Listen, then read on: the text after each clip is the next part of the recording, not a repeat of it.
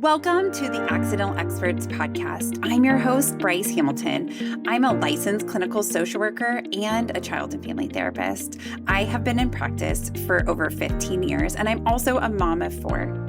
So I know the challenges both professionally and personally. I'm so glad that you're here today to grow your parenting toolbox. Please come as you are and be ready to learn. My goal is to make you the accidental expert so that you can raise healthy humans. Hi guys, welcome back today. I have an all-time favorite returning today. Her name is Mandy Grass. She is on Instagram as the Family Behaviorist, and she is going to talk to us about how to apply the behavior breakdown that she gave us last time into specific behaviors with kids. We're going to talk about lying. We're going to talk about sibling rivalry. So put on your listening hats. We've got some information to download. With that, let's get to Mandy.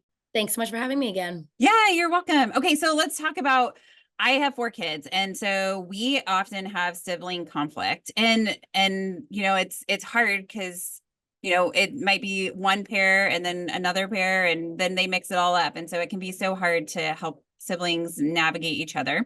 So what suggestions or advice do you have around sibling conflict? So I have a couple of ideas. We have 3 daughters, and so we have like a 3-prong approach to sibling conflict. First, they need to tell the person. Second, they need to take some space, and third, they need to ask an adult. The rationale being, daughters especially, like I feel it's important that they advocate for themselves. Mhm. So if my oldest is annoying my middle, instead of just coming in saying, "Mom, she's annoying me," or "She did this," or "She did that," really advocating and saying, "Please stop." So we target please stop and respecting please stop. Mhm. My kids do have star charts, so I tie that into their reward system if they get points for advocating and also points for respecting. The rationale there being that both kids can be reinforced at a time of conflict instead of just the like tattletailer versus person who perpetrated whatever that might look like. Yeah.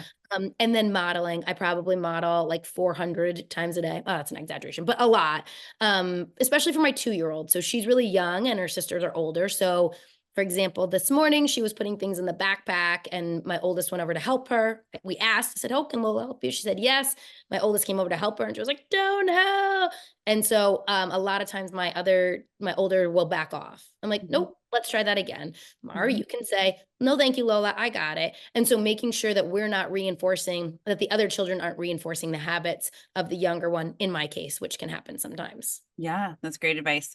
I think sibling conflict is so hard because we want to help them resolve it. But a lot of times we're trying to teach them how to do that as adults, right? We're trying to teach them how to solve their own dynamics because it happens at school too, right? Like it's not just at home and that can transverse the different settings. So I think it's important for them to be able to handle that. Okay, so chores. Do we need them? Do we pay them for doing that? What are your thoughts on this? I absolutely do chores. My kids start having chores at like 18 months. And the rationale there is more errorless teaching. So, for example, when 18 months, my kids can like start to walk. So they'll put their plastic plate in the dishwasher or they will hang their backpack up or whatever that looks like. And the idea is that if we start these habits earlier, they will be more ingrained versus if I waited till she was 6 and I said, "Oh, now you're old enough to put it in the dishwasher." I have for, 4 years reinforced, "Up, it goes in the sink, it goes in the sink, it goes in the sink." And I'm going to have to, it's called response interrupt. I'm going to have to reteach a skill. So if you teach it in whatever stage is appropriate, obviously I'm not like, spray it, scrub it down and put it in the dishwasher. She sort of just chucks it in there at 18 months. Okay, great. Hmm. And Hmm. now when she gets a little bit older, this is where it goes and working our way up. I personally don't pay, I don't do allowance for chores. I do think it's part of like the greater good of the family. Hmm. However, I will reinforce, especially if I see chores done like spontaneously. So they have their star charts and they can earn with things like that.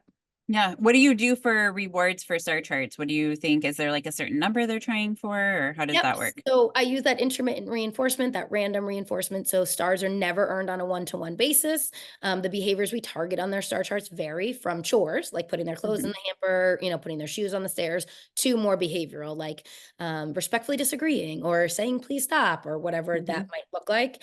And so my children need 50 stars. And the reason we use intermittent reinforcement is that it varies, right? Sometimes when things are not in a great place, we're giving a lot more stars and we're really focusing on changing the behavior. When things are a little bit better, we back off. So they need 50 stars. And when they get to their last row, they then pick what they're working for. That being said, when they were younger, they would pick it before we ever even began. So like we Hmm. have that item. The immediacy of the reinforcement is important. So I'm intentional about when that last star is earned. For the star charts, they earn things like nail polish or maybe getting their nails done or a little crossbody bag from Amazon. Usually it's a couple of bucks, nothing too crazy. Yeah. Okay. So lying, that's another thing that parents ask me a lot about. How do we stop it? Right. So it depends on the function of the lie. There's usually two different types of lies: one, to escape a consequence or punishment, or two, to get that attention. So Hmm. for the attention seeking lies of like, oh my God, I had 12 hamburgers at lunch, we can get really sucked into like, no, you didn't. You need to tell the truth. And instead, I would really focus on, I have a story to tell you. So if our child starts to exaggerate because they clearly want that attention, say, like, I love when you tell stories, go ahead and tell me a story, or have them model, can I tell you a story? The Hmm. other function is escape. So I'm going to lie because I don't want to get in trouble. When that happens, we have to make telling the truth more reinforcing than avoiding the punishment is reinforcing, I guess. Hmm. Um, in my home, we do something called the 5 minute rule, which is they can ask for 5 minutes at any point and they can air any grievances or admit to any wrongdoings, and it invites a calm discussion. Yes, I do think there should always be calm discussions, but it's sort of this extra layer that they kind of gives them that expected response we're talking Hmm. about. Um, and they utilize it a lot, and usually it's for like silly things. Like my daughter came in the house the other day, they'd been in the car a minute or two before me, and she said, "Oh, I need a paper towel for my nose." I was like, "Oh, just like grab a tissue." She's like, "Oh, I need a paper towel." And I said, do you need 5 minutes? And she was like, yeah, I spilled your coffee. And I was like, okay, well, let's just get some paper towels then and let's go clean Hmm. it up. But I want to make that more reinforcing. So, I mean, not that I would have been mad about the coffee in general, but at least it is like giving her a safe space to say, hey, I screwed up. How can we fix it? Yeah. And it doesn't mean no consequences, but the consequences are usually related to like a restorative consequence or how to fix the problem that occurred. Hmm. Yeah, that makes a lot of sense. Okay, so we're gonna kind of transition. Toddlers aren't really into the lying part, but they are into like the spitting and the hitting part. Tell me, how do you suggest parents solving that? Yeah, so two things: function and replacement behavior. So my youngest came home from a weekend with grandpa and learned to do like those raspberries, like, and she Oh, was doing yeah. them Hmm. all the time and driving me bonkers. And so, and I'm very guilty of like, stop that, don't do that, all those things. But then once I realized they're not working, I put my behavior analyst hat on. So Yes. for her, I worked on a replacement behavior. Said, "Oh my gosh, you can blow kisses," and so we transitioned to blowing kisses, and it sort of went away. In terms of the like hitting or anything like that, we would want to know the function of the behavior. Are they hitting because they want access to the toy? Are they hitting because you're too close and they want you to get away? A lot of times people will say, "Oh, he hit because he was mad," which is fair, but what function was happening? Like what Hmm. happened when he was mad? What did that mean? You backed up and said, "You're mad, I'll give you space." So we need to determine the function and then model that replacement behavior. So they are mad and you see them, cock their hand back, maybe saying, "Oh, it seems like you need some space." You can say to me, "Space, please." And then they say that and you immediately give that space. So Hmm. trying to figure out, what they need and how to get their needs met in a more appropriate manner. Yeah. What if it's like a sibling? Like, let's say they're hitting their sibling and maybe it is about space or maybe it is about a toy. How do you help the sibling to model that behavior? Because that's a little harder. Yeah, so I would probably go in and role play. So this is, I think, is so important. So let's say the two siblings are arguing over a toy and the sibling hits for access to the toy. Our gut is usually to remove access, which is appropriate. The function's access, remove the access. Okay. But I would then bring it out. I would set a timer for 3 to 5 minutes and then bring that toy back out and role play. Like, what do we do? You can say, "Can I have a turn, please?" The other sibling can say, "In 5 minutes." Like, whatever that looks like, and Hmm. facilitate that conversation so we have an opportunity to practice it the right way to ideally generalize that to the next conflict. Yeah. Okay. So this next question I love because this is something that's hard for me at my house, but how do we get kids to bed on time? Like, what do you think yeah, it's hard because there's so many things, right? And so many humans. Totally. So I actually just posted about this the other day, but I My husband and I switch off and we do bedtime for all three at the same time. So between 7 and 7:30 after dinner, we have a pretty strict bedtime routine, baths and shower, hair, teeth, books, and bed. And so we read one book together. My oldest can read, so she and I will popcorn read. My middle's learning to read, so she'll, find certain words. My youngest, counts the animals or finds the common character or whatever that is, so that we read one book. And then we do like individual time together. My kids have Alexas in their room, and you can set them for certain times. So their Alexas turn off for the youngers. They share a room at 7:30, for the older at 8. So then that's their individual time. But I mean, it's never too late to start, but the earlier you start, the better. The really consistent routine, the really consistent responding. If you find your child has a lot of like avoiding or delay tactics, I need a drink, I need the bathroom, I need whatever, trying to build that in proactively into that routine. So like, okay, I'm going to set our 5-minute timer, get your water, brush your hair, get your stuffy, whatever that looks like. And Mhm. when the timer goes off, then like, that's it, we're on to bed. It's tough to do, but the more consistent you can be about it, the quicker it will fall into place. Yeah.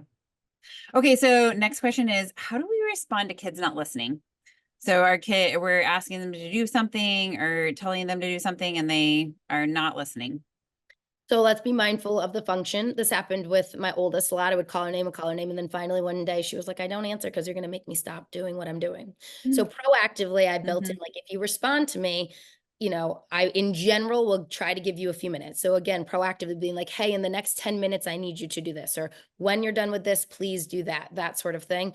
And just building in kind of that natural reinforcement, but also making eye contact, having them repeat the question back to you, all of that sort of stuff can be helpful as well. Yeah, great advice. Okay, what are your thoughts on timeout? So timeouts are super effective, but it doesn't need to be the old school, like go sit on the stairs for 3 to 5 minutes. A Mhm. timeout is really a timeout from usually for access based or attention based requests. So a timeout from the person or the activity. Mhm. And so that might mean, right, removing the toy, removing them from the room, or being like, seems like you're having a hard time right now. The biggest thing with timeout is outlining how to get access or attention back appropriately. So again, doesn't need to be set a 3-minute timer. I will know you're ready to talk to me when you have picked up the toy you threw or whatever that might look. Mhm. Yeah. Okay. And then what do you want parents to take away from this conversation? We've downloaded a lot of helpful things. What do you want them to take away?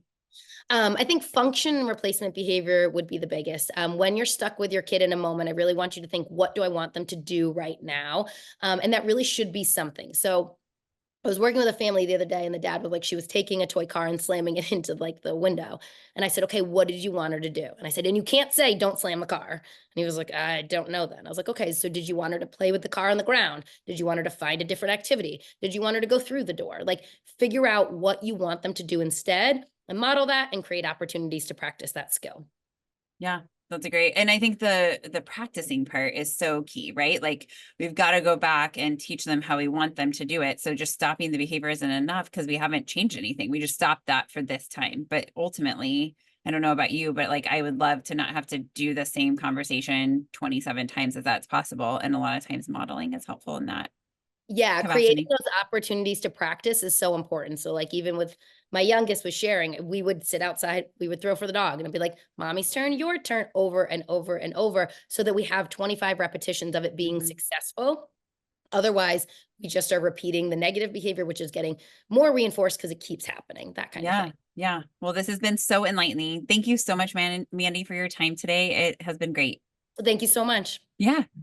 Thank you so much for joining us again, Mandy. It was a great episode. We cannot wait to have you back again soon. So, Mandy, as you know, is a special education teacher and she has her BCBA and she is breaking down these behaviors like a pro. And I would encourage you to find her on Instagram and follow her for all of her tips. She has so many videos and a lot of other advice to put out there. And I just want to say, that I learned some things and I love these tools and thinking about reinforcement and what I'm reinforcing or intermittently reinforcing at my house and being just conscious of that.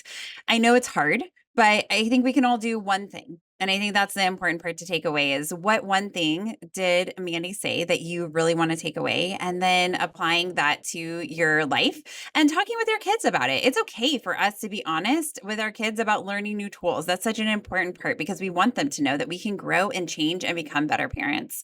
So with that, I will say thank you. Have a fantastic day. Please remember to subscribe and rate our show. Follow us on Facebook and Instagram and YouTube. And also send us your requests at accidentalexperts@gmail.com. Thank you so much for your time today. Have a fantastic day. Some words from our legal team. The information presented in this podcast is not intended or implied to be a substitute for appropriate professional advice, diagnosis, or treatment. All content, including text, graphics, images, and information contained on or available through this podcast, is for general information purposes only. This podcast makes no representations and assumes no responsibility for the accuracy or information on or available through this podcast, and such information is subject to change without notice. You are encouraged to confirm any information obtained through this program with other sources and review all information regarding any condition or treatment with the appropriate professionals. What we're saying is, yes, I am a real therapist, but I'm not your therapist.